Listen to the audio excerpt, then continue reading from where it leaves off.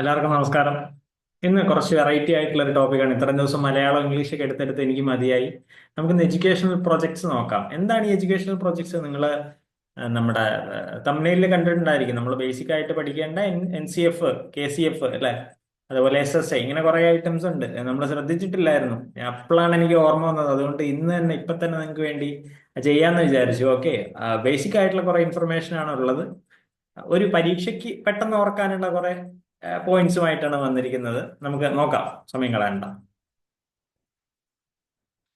Who is responsible for developing the national curriculum framework in India?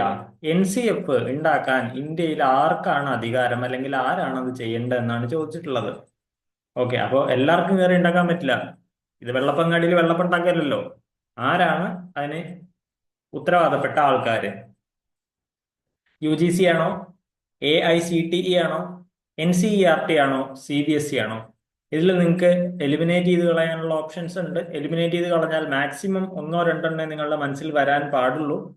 ഇത് നിങ്ങൾ പഠിച്ചതാവുകൊണ്ട് തന്നെ അധികം ഡീറ്റെയിലേക്ക് ഞാൻ പോകുന്നില്ല. ക്വസ്റ്റ്യൻസ് ആണ് നമ്മൾ നോക്കാൻ കുറച്ചും കൂടെ നല്ലത് ഈ ടൈമിൽ. അധികം കഥ പറഞ്ഞിരിക്കുന്നുമില്ല. ഡയറക്റ്റ് നോക്കിക്കഴിഞ്ഞാൽ NCERT ആണ് NCF ഉണ്ടാക്കാനുള്ള റെസ്പോൺസിബിലിറ്റി വേണ്ടത്, അവർക്കാണുള്ളത്. ഓക്കെ, NCF ആദ്യമായി ഇൻട്രൊഡ്യൂസ് ചെയ്ത ഇയർ ഏതാണ് എന്നാണ് ചോദിക്കുന്നത്. ഓക്കെ, അതാണ് which year was the first NCF introduced. Introduced ആണ്. ഓക്കെ, വന്നത് എന്ന് പറയാൻ പറ്റില്ല, ഇൻട്രൊഡ്യൂസ് ചെയ്തു എന്നാ പറയുന്നത്. തെറ്റരുത്, മാറരുത്. ഓക്കെ, 1968 ആണോ, 1975 ആണോ, 1986 ആണോ, 2000 ആണോ? ഒരു ഒന്നോ രണ്ടോ ഇയർ എന്തായാലും നിങ്ങൾക്ക് വെട്ടിക്കളയാൻ പറ്റും, എലിമിനേറ്റ് ചെയ്യുക. അതിനുശേഷം ഏതാന്ന് നിങ്ങളൊന്ന് പറഞ്ഞു നോക്കൂ. നമ്മളിത് പഠിച്ചിട്ടുള്ളതാ. നമ്മള് ബേസിക്കലി നമ്മുടെ എന്താ പറയാ, BEd ഇത് പഠിച്ചിട്ടുള്ളതാണ്. ഓക്കെ, അപ്പൊ അധികം കഥാപ്രസംഗമൊന്നുമില്ല, ഡയറക്റ്റ് പോവാം. 1975-ലാണ് ഇൻട്രൊഡ്യൂസ് ചെയ്തിട്ടുള്ളത്. ഈ ഒരു ഐഡിയ ഇൻട്രൊഡ്യൂസ് ചെയ്തിട്ടുള്ളത് NCF, നാഷണൽ കരിക്കുലം ഫ്രെയിംവർക്ക് വന്നിട്ടുള്ളത് 1975-ലാണ്. അതിനുശേഷം the NCF 2005 emphasizes which of the following teaching approaches. ഈ 2005-ലെ NCF പ്രകാരം, പുതുക്കിയ NCF പ്രകാരം ഇതിൽ ഏത് ടീച്ചിങ് അപ്രോച്ച് ആണ് വേണ്ടത് എന്നാണ് പറയുന്നത് എന്ന് ചോദിക്കുന്നത്.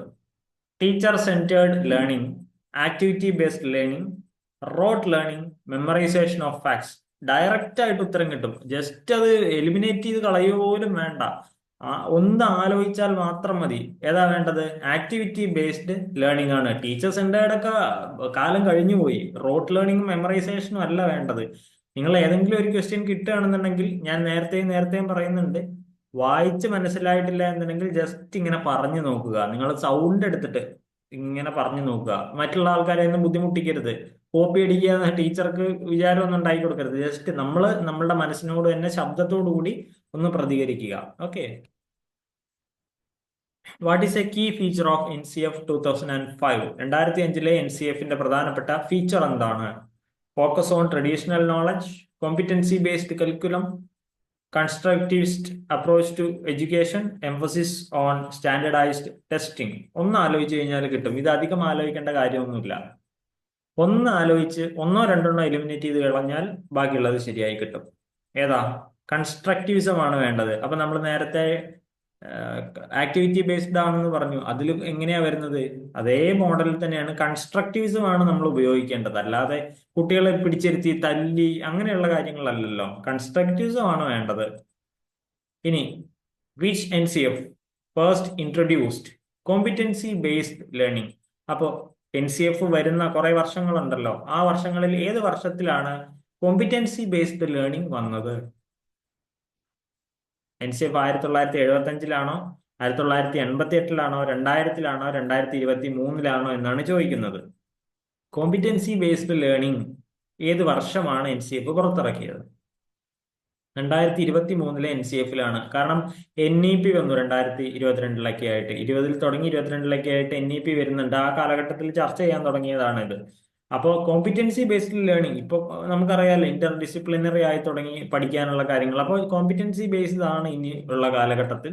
അപ്പോൾ 2023-ലെ NCF-ലാണ് ഇത് വന്നത്. What is the focus of NCF? 1988. 1988 വന്ന NCF-ലെ പ്രധാനപ്പെട്ട ഫോക്കസ് എന്തായിരുന്നു? Education for all, technological integration in education, എൻവയോൺമെന്റൽ education, multilingual education.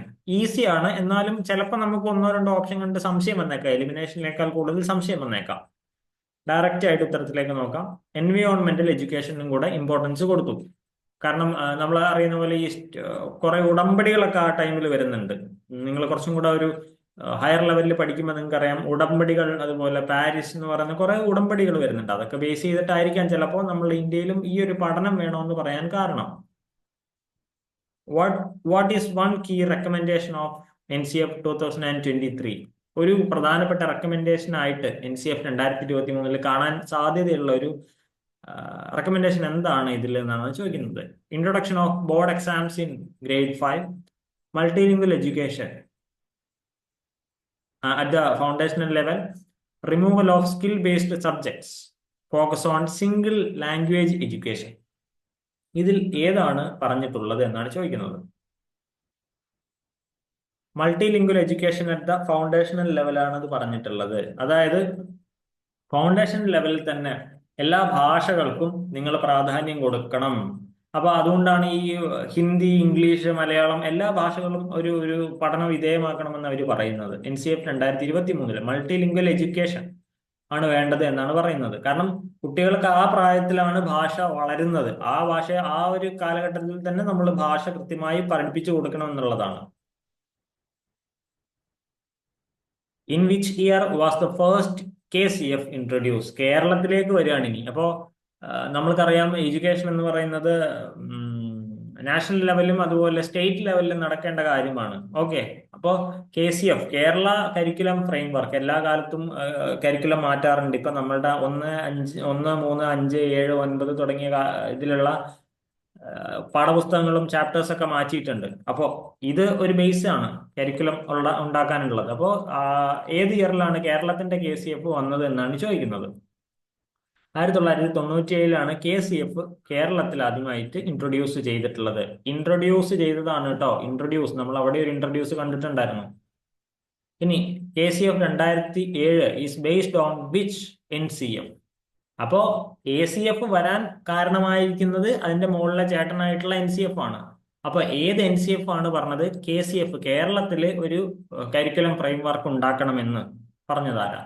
NCF 2000, 2005, 1988, 2023. Direct ആയിട്ട് വെട്ടിക്കോ ഡി. 2007 കാര്യം 2023 പറയാൻ പറ്റില്ലല്ലോ, ഇല്ലെങ്കിൽ ലൂപ്പ് സിനിമയായിരിക്കണം. 2005 പറയുന്നത്. NCF പറയുന്നു KCF 2007 ഒരു ബേസ് ഉണ്ടായിരിക്കണം. ബേസ് തുടങ്ങി വെക്കുന്നത് നമ്മുടെ NCF 2005 നിന്നാണ്. What is the fundamental principle of the Kerala? അതായത് KCFന്റെ ഫണ്ടമെന്റൽ പ്രിൻസിപ്പിൾ എന്താണെന്നാണ് ചോദിക്കുന്നത്. റോട്ട് ലേണിംഗ് ആണോ, കൺസ്ട്രക്റ്റിവിസം ആണോ, ടീച്ചർ ആണോ, മെമ്മറൈസേഷൻ ആണോ? ഒന്നും ആലോചിക്കണ്ട, ഡയറക്റ്റ് കൺസ്ട്രക്റ്റിവിസം എഴുതിയേക്കുക. ഇനിയിപ്പോ ഈ ഒരു കാലഘട്ടത്തിന് ശേഷമുള്ള എന്ത് ചോദ്യം ചോദിച്ചാലും അതിൽ പോസിറ്റീവ് ആയിട്ടുള്ള ആൻസേഴ്സ് കൊടുക്കുക. കുട്ടികളെ തല്ലരുത്, കൺസ്ട്രക്റ്റിവിസം വേണം, ആക്ടിവിറ്റി ബേസ്ഡ് എടുക്കണം, ഇങ്ങനെ, അല്ലെങ്കിൽ ടെക്നോളജി വളരണം, ഇങ്ങനെയുള്ള പോയിന്റുകൾക്ക് ഇമ്പോർട്ടൻസ് കൊടുത്തുകൊണ്ടുള്ള ചോദ്യങ്ങൾ എഴുതാൻ നിങ്ങൾ ശ്രദ്ധിക്കണം. അല്ലെങ്കിൽ അങ്ങനത്തെ ഉത്തരങ്ങൾ കൊടുക്കാൻ നിങ്ങൾ ശ്രദ്ധിക്കണം. What type of assessment does the KCF 2007 emphasize? Assessment ഏത് തരത്തിൽ വേണം? ആനുവൽ ഫൈനൽ എക്സാംസ് ആണോ, CCE ആണോ, കണ്ടിന്യൂസ് ആൻഡ് കോംപ്രഹെൻസീവ് ഇവാലുവേഷൻ? നമ്മൾ ഈ B.Ed ഒക്കെ നമ്മൾ പഠിച്ചപ്പോൾ കുറെ പരിപാടി നടത്തിയിട്ടുണ്ടായിരുന്നല്ലേ, ഇതൊക്കെ നോക്കുകയും. അതുപോലെ നാഷണൽ ലെവൽ സ്റ്റാൻഡേർഡൈസ്ഡ് ടെസ്റ്റുകൾ വേണോ, അതോ മെമ്മറൈസേഷൻ ബേസ്ഡ് അസസ്മെന്റ് വേണോ? ഡയറക്റ്റ് ആയിട്ട് 1-2 ഓപ്ഷൻ വെട്ടിക്കളയാൻ പറ്റും. ഒന്ന് ആലോചിച്ചാൽ മതി. ഞാൻ എപ്പോഴും ഇത് പറയാൻ കാരണം എന്താണെന്നറിയോ? ഈ വെട്ടിക്കളയാം എന്നുള്ളത് നിങ്ങളെ പരിശീലിപ്പിക്കാൻ വേണ്ടിയിട്ടാണ് ഞാൻ ചെയ്യാറുള്ളതാ പരീക്ഷയ്ക്ക് ഇരിക്കുമ്പോൾ. അപ്പൊ എന്ത് ചെയ്യണം? വെട്ടാനുള്ളത് ആദ്യം വെട്ടിയേക്കുക. ഉറപ്പാണ്, നമുക്ക് ഏത് ചോദ്യം 4 ഉത്തരത്തിൽ തന്നാലും 2 എണ്ണം വെട്ടാനുള്ളതായിരിക്കും. ബാക്കി 2 എണ്ണത്തിലെ നമുക്ക് സംശയം പോലും വരാൻ പാടുള്ളൂ. വെട്ടിയേക്കുക, എലിമിനേഷൻ ടെക്നിക്ക് ഉപയോഗിച്ചേക്കുക. എന്നിട്ട് ഇവിടെ ഡയറക്റ്റ് ആയിട്ട് വരുമ്പോൾ ഏത് വരും? CCE ആണ് വരുന്നത്. നമ്മൾ കുറെ പേപ്പറൊക്കെ പിടിച്ച് കുറെ ടീച്ചർമാരുടെ പിന്നിൽ നടന്നത് ഓർമ്മയുണ്ടായിരിക്കും അല്ലെ? ടീച്ചറെ അത് ചെയ്തു തരുമോ, ടീച്ചറെ ഇത് ഫില്ല് ചെയ്ത് തരുമോ എന്നൊക്കെ പറഞ്ഞൊരു പേപ്പർ പിടിച്ചിട്ട് പോയിട്ടുണ്ടായിരിക്കും. റൈറ്റ്. ഇനി in which year was the SSA സർവ ശിക്ഷാ അഭിയാൻ വന്നത്? ഇന്ത്യയിൽ ഏത് വർഷമാണ് എന്നാണ് ചോദിക്കുന്നത്. 1998 ആണോ, 2001 ആണോ, 2005 ആണോ, 2010 ആണോ? ഏത് വർഷമാണ് SSA വന്നത്? SSA മറക്കരുതേ. 2001, 2002-ലായിട്ടാണ് SSA വരുന്നത്. അതിന് പ്രത്യേകം കാരണങ്ങളുണ്ട്. ഓക്കെ. ഇനി what is the primary objective of SSA? SSA എന്തിനു വേണ്ടി വന്നു? Universal access to higher education, universal elementary education for children aged 6 to 14, vocational training for adults, promotion of foreign language learning. വെട്ടാൻ പാകത്തിനുള്ളത് ഉണ്ട് ആക്ച്വലി. അപ്പൊ SSA എന്താണെന്ന് പറഞ്ഞു കഴിഞ്ഞാൽ അറിയാലോ, സർവ ശിക്ഷാ അഭിയാൻ. എന്താണ് അതിന്റെ മലയാളത്തിൽ ഒന്ന് ആലോചിച്ച് നോക്കിക്കഴിഞ്ഞാൽ നിങ്ങൾക്ക് ഇതിന്റെ മലയാളം കിട്ടും. വെട്ടണം എന്ന് നിർബന്ധമൊന്നുമില്ല, വെട്ടാൻ പറ്റുമെങ്കിൽ അങ്ങനാലും കുഴപ്പമില്ല. ഇനിയിപ്പോ നിങ്ങൾക്ക് ഡയറക്റ്റ് ഉത്തരം അറിയെങ്കിലും എനിക്ക് സന്തോഷം. ഡയറക്റ്റ് നമുക്ക് പോയി നോക്കാം. 6 മുതൽ 14 വയസ്സ് വരെയുള്ള കുട്ടികളുടെ എലമെന്ററി എഡ്യൂക്കേഷനുമായിട്ട് ബേസ് ചെയ്തിട്ടാണ് നമ്മൾക്ക് ഇത് വരുന്നത്, മറക്കരുത്. ഓക്കെ, 6 മുതൽ 14 വരെ.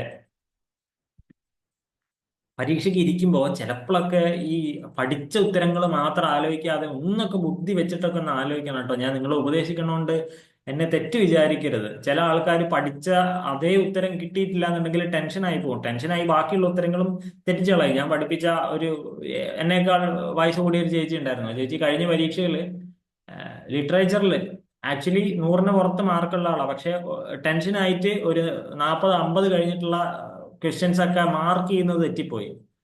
നമ്മൾ മാർക്ക് കൂട്ടുമ്പോൾ കറക്റ്റ് ആയിരുന്നു, പക്ഷെ പിന്നെയാണ് ഇതിലെ തെറ്റ് നമുക്ക് മനസ്സിലായത്. അപ്പോൾ ശ്രദ്ധിക്കുക. നമ്മളെല്ലാം പഠിപ്പിക്കുന്നത് വരണമെന്ന് നിർബന്ധമൊന്നുമില്ല. കുറച്ചൊക്കെ ഒന്ന് ആലോചിച്ചാലും നിങ്ങൾക്ക് നല്ലതേ വരികയുള്ളൂ. ഓക്കെ, ആലോചിക്കാനുള്ള സമയം കൂടെ കണ്ടെത്തുക. അല്ലാതെ കൃത്യമായിട്ട് ഒരു ആൻസർ എനിക്ക് കിട്ടിയിട്ടില്ല പറഞ്ഞ റെഫറൻസുകളിലേക്ക് പോവുക, വേറെയുള്ള കാര്യങ്ങളിലേക്ക് പോവുക. അപ്പൊ നിങ്ങൾ ചോദിക്കും, അതിനുള്ള സമയമൊക്കെ കിട്ടുമോ ചങ്ങായി? സമയമൊക്കെ കിട്ടും. ഞാനൊക്കെ പരീക്ഷ കഴിഞ്ഞിട്ട് കിടന്നുറങ്ങുക ചെയ്യുന്നത്. അല്ലെങ്കിൽ നമുക്ക് ടെൻഷൻ വന്നാൽ എന്ത് ചെയ്യാന്നറിയോ? 2 മിനിറ്റ് കണ്ണൊക്കെ അടച്ചിരിക്കുക, ആരെയും നോക്കാതെ. ഈ മറ്റുള്ളവരെ ഇങ്ങനെ നോക്കുമ്പോൾ എന്താ ഉണ്ടാവുന്നത്? നമുക്ക് ടെൻഷൻ കൂടും, നമ്മളുടെ ഉള്ള ഉത്തരം കൂടെ പോകും. കണ്ണടയ്ക്കുക, 2 മിനിറ്റ് തല താഴ്ത്തി കിടക്കുക, ഉറങ്ങരുത്. Okay, right. വിച്ച് കോൺസ്റ്റിറ്റ്യൂഷണൽ അമെൻമെന്റ് made elementary education a fundamental right complementing SSA? വായിച്ചിട്ട് മനസ്സിലായോ? ഈ എഡ്യൂക്കേഷൻ ഫണ്ടമെന്റൽ റൈറ്റ് ആയിട്ട് പറയുന്നത് ഏത് കോൺസ്റ്റിറ്റ്യൂഷൻ അമെന്റ്മെന്റ് പ്രകാരമാണെന്ന്. അപ്പൊ കോൺസ്റ്റിറ്റ്യൂഷനിൽ നമ്മളുടെ ഈ ഫണ്ടമെന്റൽ റൈറ്റ് ആണ് എഡ്യൂക്കേഷൻ എന്ന്, എലമെന്ററി എഡ്യൂക്കേഷൻ പറയുന്നുണ്ടല്ലോ 6 മുതൽ 14 വയസ്സ് വരെ.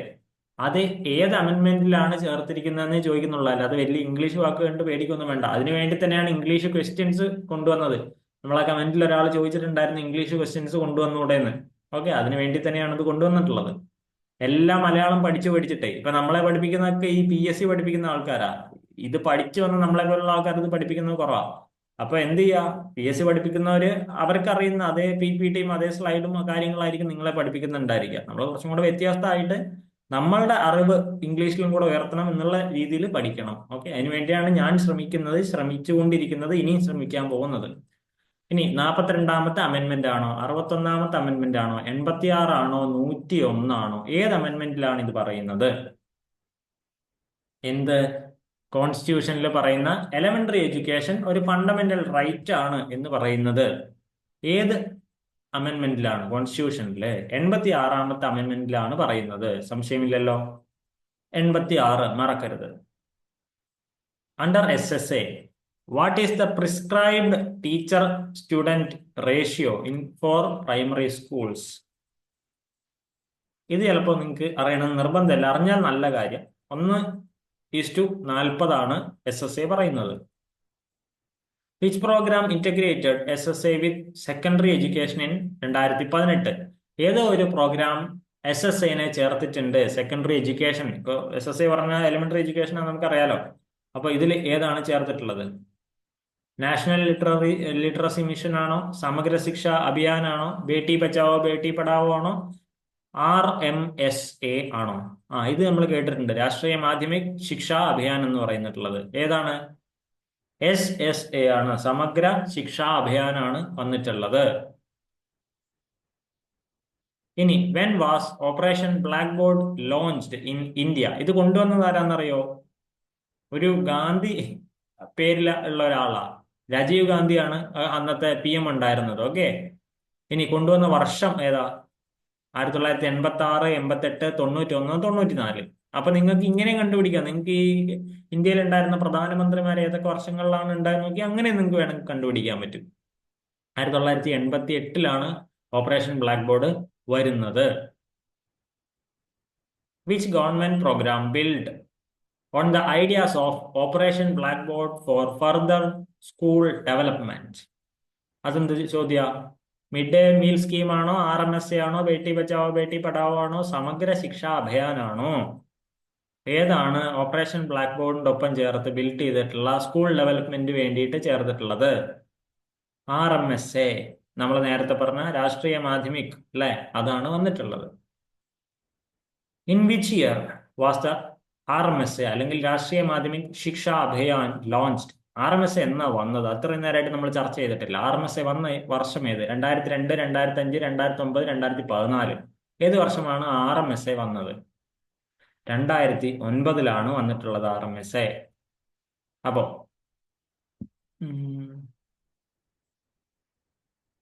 തൽക്കാലം ഞാനിത് നിർത്തുകയാണ്. നമുക്ക് അടുത്തൊരു ക്ലാസ്സിൽ കാണാം. അതുവരെ എല്ലാവർക്കും നല്ലൊരു പഠനകാലം ആശംസിക്കുന്നു. Bye bye and see U.